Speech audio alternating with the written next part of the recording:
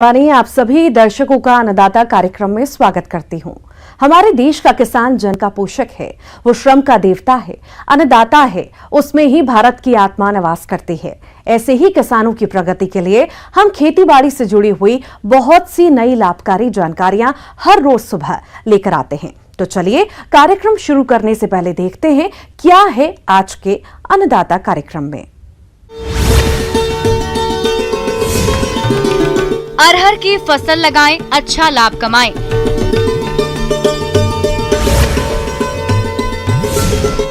नींबू के बागों में किए जाने वाले जरूरी कार्य।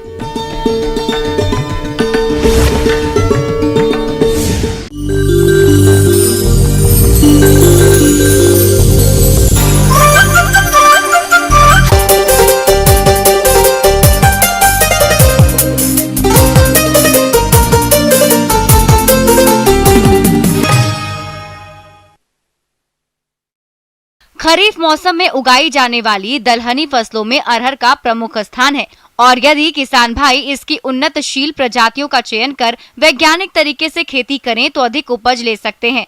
तो अरहर की अधिक पैदावार देने वाली उन्नत किस्में कौन सी हैं और इसकी वैज्ञानिक तरीके से बुआई किस तरह से करें, इस बारे में जानकारी के लिए मिलते हैं किसान कल्याण कृषि विकास जिला भोपाल की डिप्टी डायरेक्टर सुमन प्रसाद से।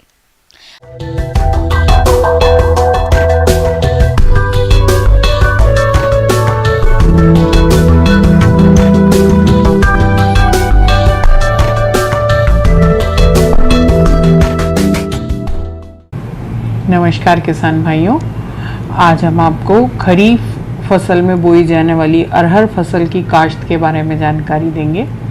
तो हमारे यहाँ की जलवायु दलहनी फसलों के लिए काफ़ी उपयुक्त जलवायु है। तो इस वर्ष सामान्य से कम बारिश होने की संभावना जताई जा रही है। ऐसी परिस्थिति में हमको सोयाबीन और मक्का जो सामान्य तौर पर किसान भाई लेते हैं उसकी वैकल्पिक फसल लेने की अत्यंत आवश्यकता है और अरहर एक बहुत अच्छी वैकल्पिक फसल है।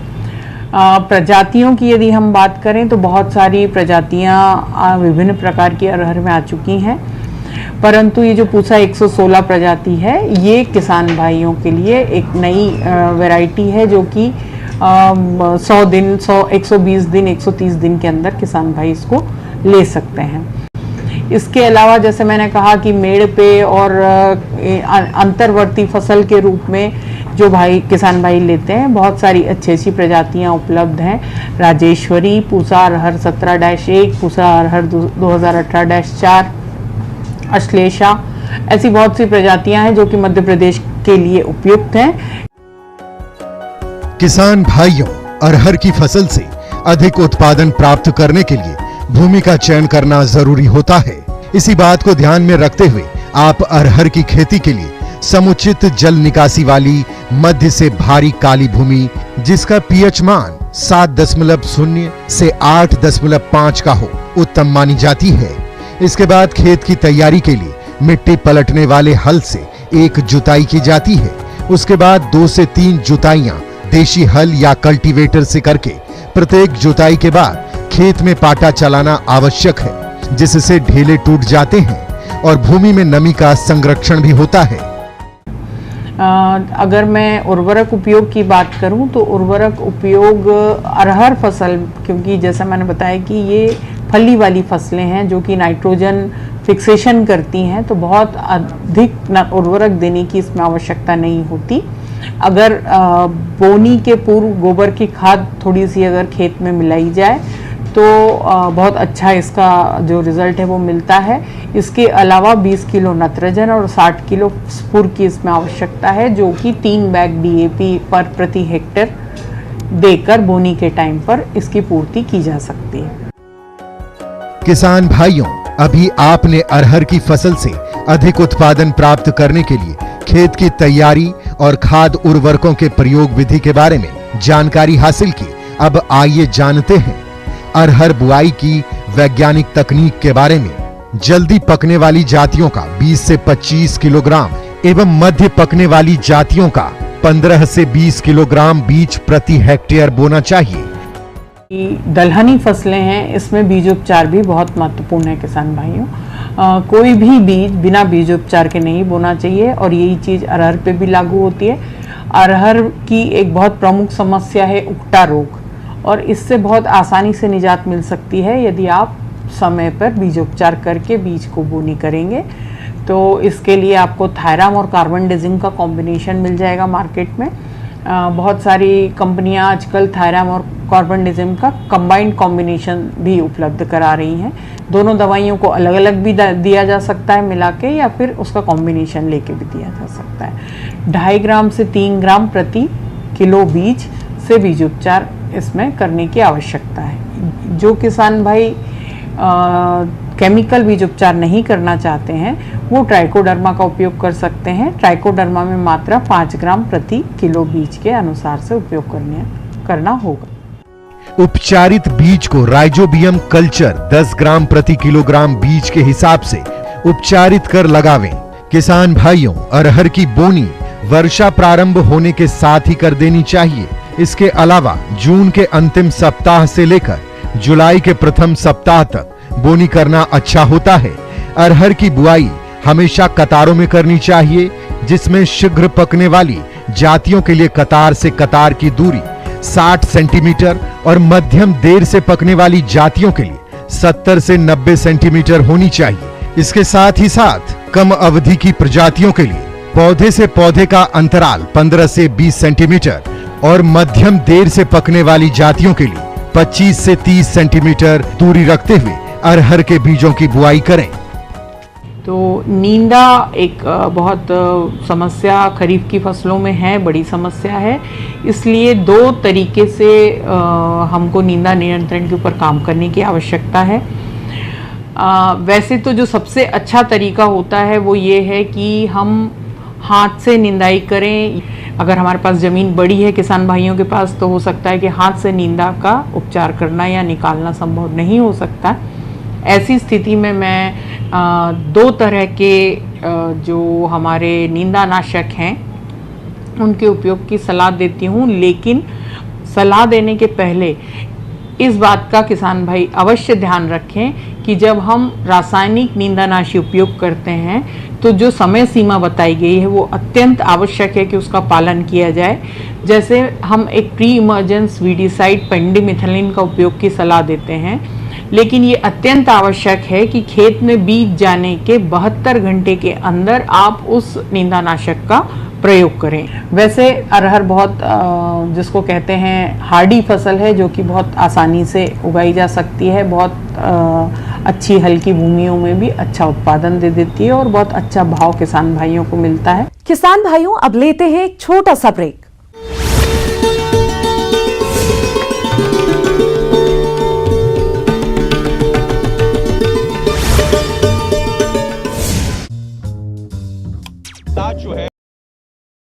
कांग्रेस संगठन में फिर बदल को लेकर पार्टी में मंथन जारी। प्रियंका गांधी को मिल सकती है बड़ी जिम्मेदारी। उत्तर प्रदेश का प्रभार किसी और को देने के लगाए जा रहे कयास। सीहोर में बोरवेल में गिरी बच्ची की मौत के मामले में सीएम शिवराज का बयान। बोरवेल खाली छोड़ने वालों के खिलाफ होगी सख्त कार्रवाई। मामले को लेकर जब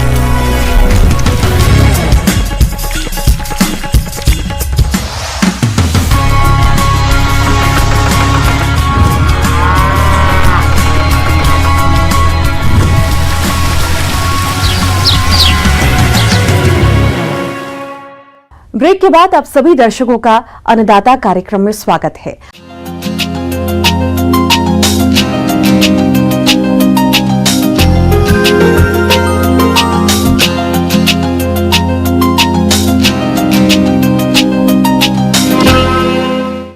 अपने प्रदेश के जिन किसानों ने नींबू के बाग लगा रखे हैं, अभी उनके बागों में कुछ जरूरी कार्यों को करने की जरूरत है, जैसे सिंचाई प्रबंधन, पोषक तत्व प्रबंधन के साथ बागों में कुछ कीट रोगों का प्रकोप भी होता है, जिनका बागवान भाई समय से नियंत्रण नहीं कर पाते हैं, जिस कारण फसल को क्षति होती है। तो इन सभी कार्यों को किस तरह से करें, इस बारे में जानकारी दे रहे हैं डॉक्टर अब्दुल माजिद अंसारी।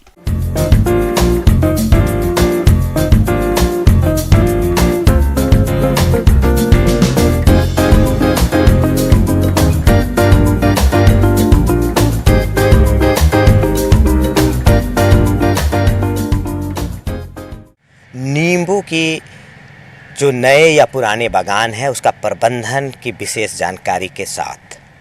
दोस्तों, अगर आप नींबू का बागान लगाए हैं या लगाना चाहते हैं तो आपको किन बातों का विशेष ध्यान देना चाहिए, इस पे आज हम चर्चा करेंगे।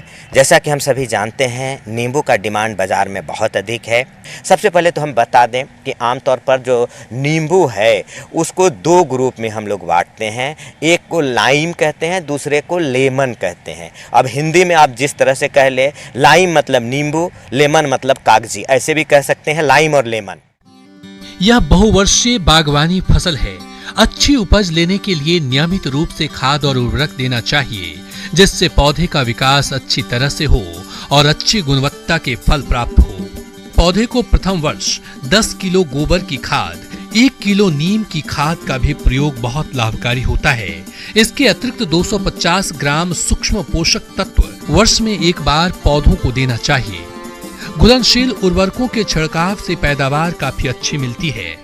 पोषक तत्व का जो खुराक देना है पौधे के साइज के हिसाब से अलग अलग होता है, उसके हिसाब से आप उसको देते जाएंगे। छोटे पौधे में 50 ग्राम NPK देंगे, और बड़े हैं तो 100 ग्राम देंगे, और बड़े हैं 150 ग्राम, यानी ये देखते जाएंगे। आपको ये विवेक से काम लेना होगा कि पहला साल का पौधा है तो 25 ग्राम भी देना पड़ सकता है, 1 साल पुराना है तो 50 ग्राम NPK बाजार में ग्रेड उपलब्ध है, उसको आप देंगे। जब पौधे बड़े हैं तो 200 ग्राम तक प्रति प्लांट आप दे सकते हैं। साथ ही साथ चूना जो लाइम है या डोलोमाइट है उसका भी आपको प्रयोग करना होगा, जो कि आप ऊपरी ज़मीन पे जहाँ इसको लगाए हैं वहाँ पे अम्लीय मिट्टी है तो थोड़ा नुकसान होता है। तो आपको 50 ग्राम से लेके 150-200 ग्राम तक पौधे के साइज़ के हिसाब का आपको चूना को भी उसके थाले में जड़ के पास आपको मिलाना होगा। फिर कंपोस्ट या वर्मी कंपोस्ट आपको देनी होगी, तब तंदुरुस्त पौधा आएगा।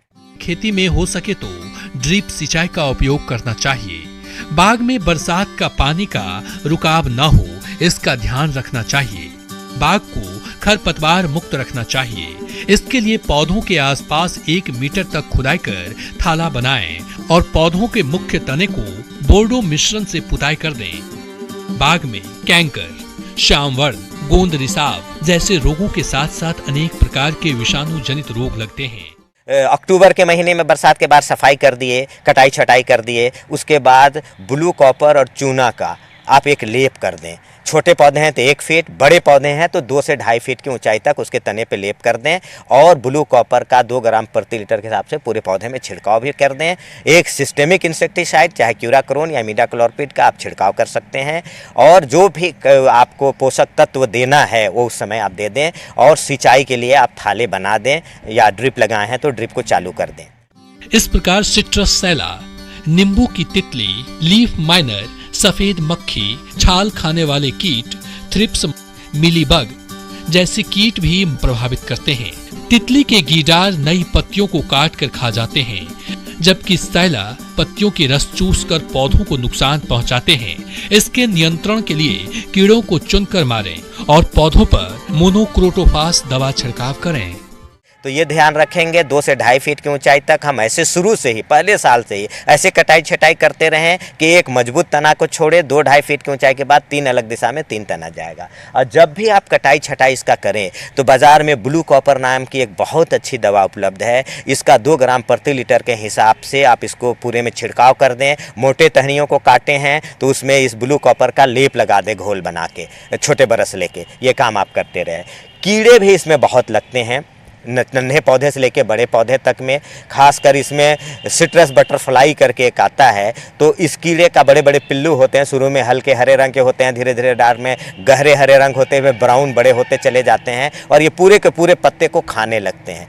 तो इन कीड़ों को कंट्रोल करने के लिए आपको सिस्टेमिक इंसेक्टिसाइड इमिडाक्लोरपिड नाम की दवा, उसका 1 ml प्रति लीटर, या एक क्यूराक्रोन नाम की प्रोफेनोफॉस नाम की एक दवा जो क्यूराक्रोन नाम या अन्य नामों से उपलब्ध है, उसका 1.5 ml प्रति लीटर के हिसाब से जब भी कीड़े सीजन हो, जैसे बरसात में एक बार कर दें, अक्टूबर में एक बार कर दें, फिर नए पत्ते जब निकले फरवरी मार्च में उस बार एक बार छिड़काव कर दें, तो आपके सुरक्षित रहेंगे। पुराना बागान है, नींबू के फल में या पत्ते में भूरे भूरे रंग के चकते चकते से धब्बे दिखाई देते हैं। बहुत लोग अगर आप दुकानों में जाएंगे खरीदने तो कहेगा कि नहीं ये कांटे का दाग है, हवा चलता है ना कांटा, लेकिन वो कांटे का दाग नहीं है, वो सिट्रस कैंकर नाम का एक रोग है जो जीवाणु से होता है। हालांकि इससे आप एग्रीमाइसिन या इस तरह के टेट्रासाइक्लिन नाम की दवा है, 500 ppm का घोल बना के छिड़काव करेंगे तो जीवाणु है, बैक्टीरिया है, उससे कंट्रोल हो जाएगा। लेकिन अगर ये दवा आपको नहीं मिल पा रही है तो ये ब्लू कॉपर का 2 ग्राम प्रति लीटर से भी 2-3 छिड़काव करेंगे तो ये सिट्रस कैंकर कंट्रोल हो जाएगा। और इस तरीके से आप प्रबंधन करेंगे तो आपका बहुत अच्छा बागान बनेगा। और अगर 10 से 12 साल 15 साल का अगर नींबू का पौधा है तो आप ये जान लीजिए कि प्रति पौधा 5000 तक फल आ सकता है और आप 2000 से 5000 तक फल आएगा। वो अलग कैसा आपका प्रबंधन है, कितना अच्छा आपका कैनोपी मैनेजमेंट है, इस पे निर्भर करता है। सर सफाई का विशेष ध्यान रखें। आगे और भी है खेतीबाड़ी से जुड़ी हुई बहुत सी रोचक जानकारियां। यहां रुकेंगे एक और ब्रेक के लिए।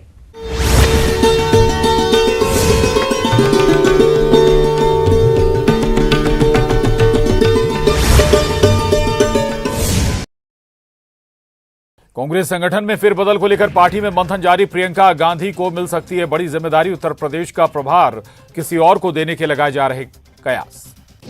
सीहोर में बोरवेल में गिरी बच्ची की मौत के मामले में सीएम शिवराज का बयान। बोरवेल खाली छोड़ने वालों के खिलाफ होगी सख्त कार्रवाई। मामले को लेकर जल्द लाई जाएगी विधिवत व्यवस्था। सीएम शिवराज सिंह चौहान का ट्वीट। कोल गढ़ी हमारे स्वाभिमान का प्रतीक। 200 साल पुरानी कोल राजाओं की गढ़ी के जीर्णोद्धार का आज शिलान्यास। कोल गढ़ी के किले का होगा कायाकल्प।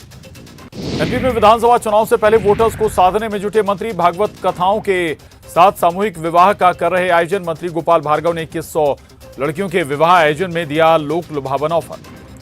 मंत्री गोपाल भार्गव ने 49,000 की नगद राशि के साथ नए जोड़ों को दिया टूर पैकेज। अपने खर्च पर हिमाचल, कश्मीर और गोवा भेजेंगे मंत्री। बेटियों को हवाई सफर भी।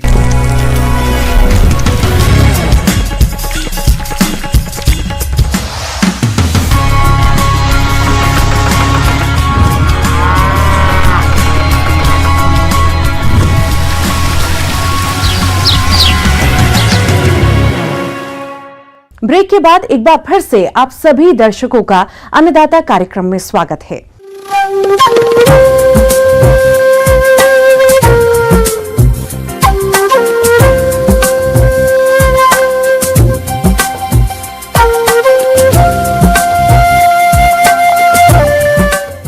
मौसम विभाग के रिपोर्ट पर साप्ताहिक कृषि सलाह इस प्रकार है।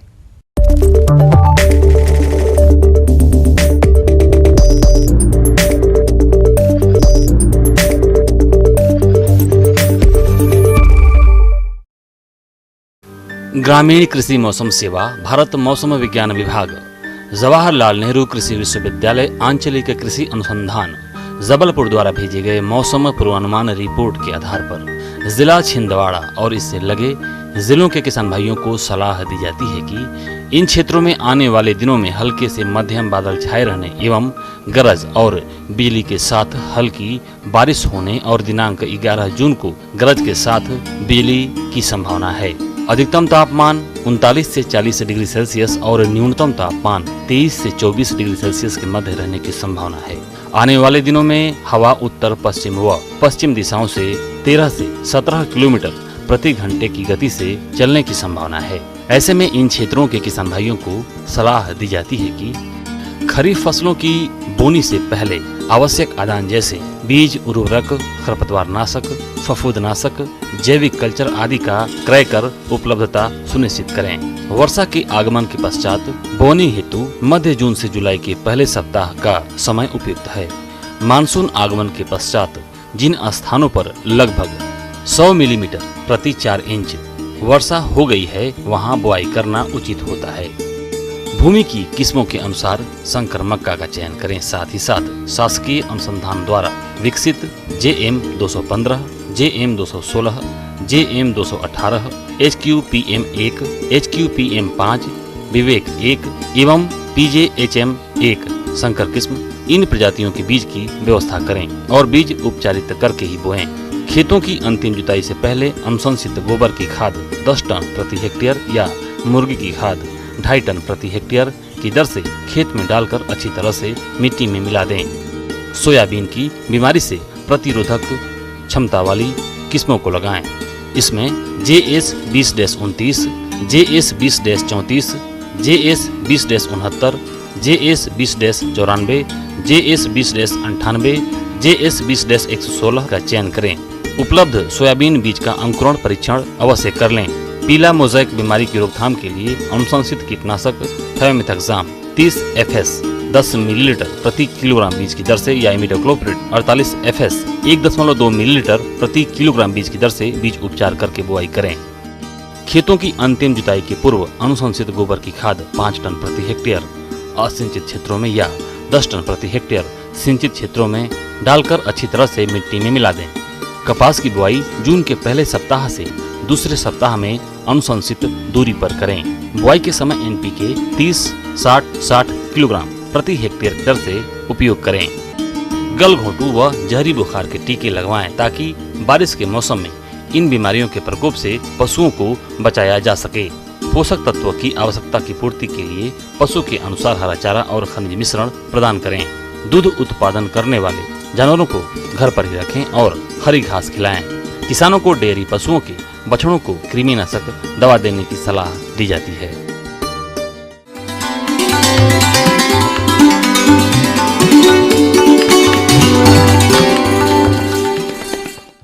और आइए अब जानते हैं अन्नदाता निशुल्क फोन के माध्यम से पूछे गए समस्याओं का समाधान।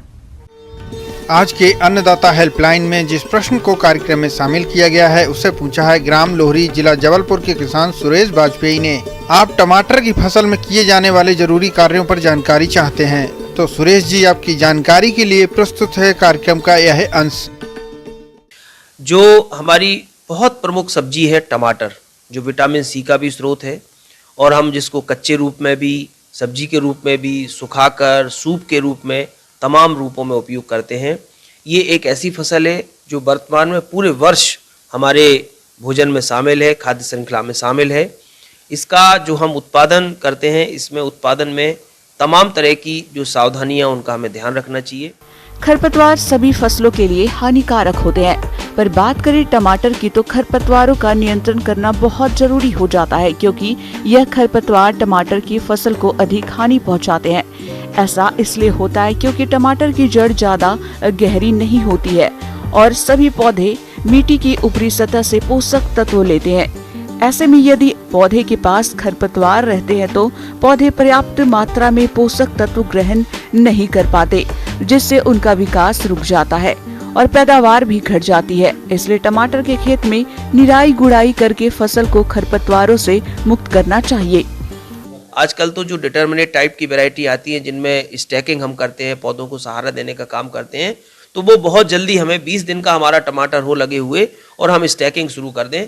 स्टैकिंग करने का सबसे बड़ा जो फायदा है वो है कि बीमारियों का प्रकोप कम होता है, कीड़ों का प्रकोप कम होता है और पौधों को ज़्यादा मात्रा में प्रकाश का जो प्राप्ति होती है तो उनमें फलन काफ़ी अच्छा होता है। तो ये एक बहुत अच्छी प्रक्रिया है। टमाटर में स्टैकिंग करने से ही हम 15 से 20% उत्पादन बढ़ा सकते हैं।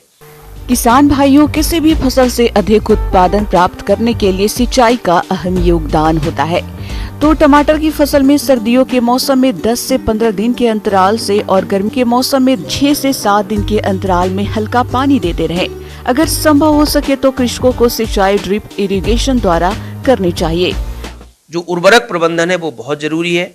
टमाटर एक इंडिकेटर प्लांट है। इंडिकेटर प्लांट का मतलब है कि जो 16-17 प्रकार के पोषक तत्व हैं वो टमाटर में पूरे के पूरे जो पोषक तत्वों के लक्षण अगर कमी है तो दिखाई देते हैं। प्लांटिंग करने के बाद हम लगातार इस बात का ध्यान रखें कि हमें नत्रजन युक्त उर्वरकों का उपयोग बहुत संतुलित और समन्वित मात्रा में करना है। अनावश्यक रूप से नत्रजन उर्वरकों का उपयोग करने में या ज़्यादा उपयोग करने में हमारी बीमारियों का फैलाव ज़्यादा होता है।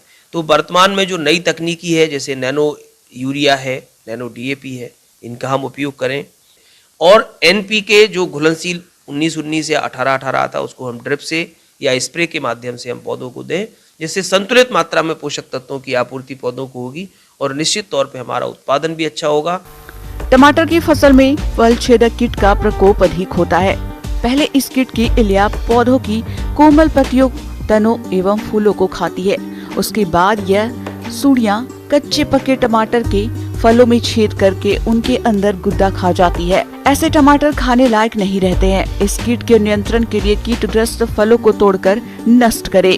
इसके अलावा खेत में 20 फेरोमोन ट्रैप प्रति हेक्टेयर की दर से लगाए। रात्रि के समय खेतों में प्रकाश प्रपंच लगने चाहिए।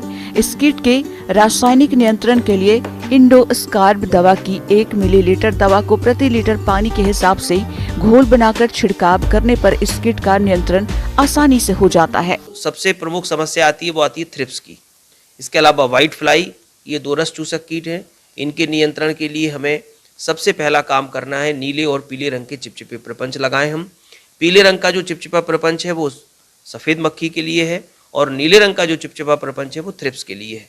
तो हम 150 प्रति हेक्टेयर के मान से इनको लगाएं जिससे रस चूसक कीटों का प्रकोप कम हो सके। दूसरी बात, शुरुआती दौर में हम वहाँ पे नीम का तेल या नीम आधारित जो कीटनाशी है उनका स्प्रे करें। वर्तमान में बहुत सारे कीटनाशी प्रचलन में है। अगर रस चूसक कीटों का प्रकोप हो रहा है तो आप एसिटामिप्रिड, थायोमेथॉक्सैम, ये तो अच्छे कीटनाशी हैं। इनका हम 150 ग्राम मात्रा को 400 से 500 लीटर पानी में घोल के प्रति हेक्टेयर के मान से इनका स्प्रे करें। इनका कोई अगर संदेहास्पद पौधा है जिसमें कोई बीमारी के लक्षण दिख रहे हैं या कीड़ों के लक्षण दिख रहे हैं, उसको तत्काल खेत से अपरूट करके निकाल के हम उसको जमीन में गाड़ के नष्ट कर दें, जिससे बीमारी और कीड़ों का फैलाव हमारे खेतों में कम हो। हमारे लिए बेहतर है क्योंकि सब्जियां ऐसी हैं जो हमारे दैनिक जीवन में काम आती हैं, रोज हम इनका उपयोग करते हैं।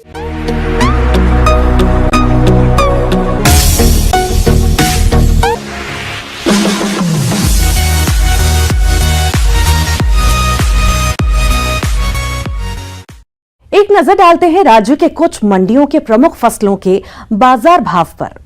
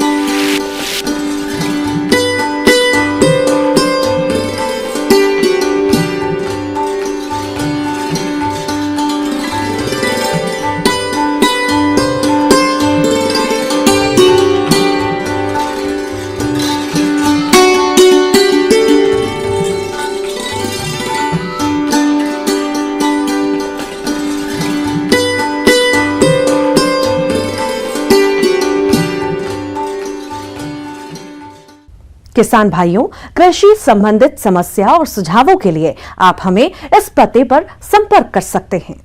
प्रोड्यूसर अन्नदाता news 18 Madhya Pradesh Chhattisgarh, Ramoji film city Hyderabad 501512। साथ ही आप हमें ईमेल भी कर सकते हैं। हमारी ईमेल आईडी है p18annadatamp@nw18.com। इसके अतिरिक्त आप हमें निःशुल्क हेल्पलाइन नंबर 180088926163 पर सोमवार से शनिवार सुबह 10 से शाम 4 बजे के बीच संपर्क कर सकते हैं। अब समय हो रहा है आपसे विदा लेने का। कल फिर मुलाकात होगी कृषि से जुड़ी महत्वपूर्ण जानकारियों के साथ। नमस्कार।